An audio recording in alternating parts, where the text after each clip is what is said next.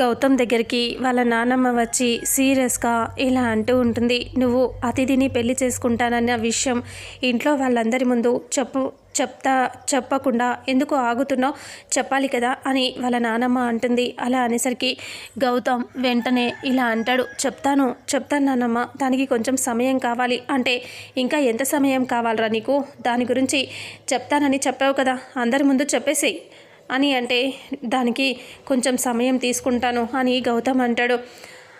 అసలు అతిథి ఏం చేసుకుంటుందో ఆలోచించావా, అతిథి గురించి నువ్వు ఆలోచించావా అని వాళ్ళ నానమ్మ అంటుంది.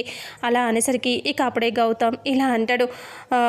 గౌతమ్ని చూస్తూ అతిథి వచ్చి ఇలా అంటుంది, నా గురించి ఎందుకు ఆలోచిస్తాడులే బామ్మ, నా గురించి ఆలోచించేవాడైతే ఇప్పటికే చెప్పేవాడు కదా అని అతిథి వచ్చి అంటుంది.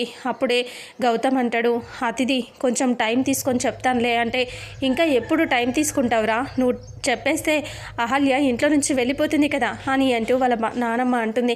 అలా అంటే అందుకే ఆలోచిస్తున్నాను నానమ్మ, తను ఇంట్లో నుంచి వెళ్ళిపోతుందని ఆలోచిస్తున్నాను అంటే, మరి ఇంట్లో నుంచి వెళ్ళిపోక ఇక్కడే ఉంటుందా, వెళ్ళిపోవాలి కదా, వెళ్ళిపోతుంది చెప్పు నా గురించి, నాకు నీకు త్వరలోనే పెళ్లి జరగబోతుందని నువ్వు చెప్పేసాయి అని అంటూ అహల్య అతిథి అంటుంది. అప్పుడే అహల్య ఎంటర్ అవుతుంది.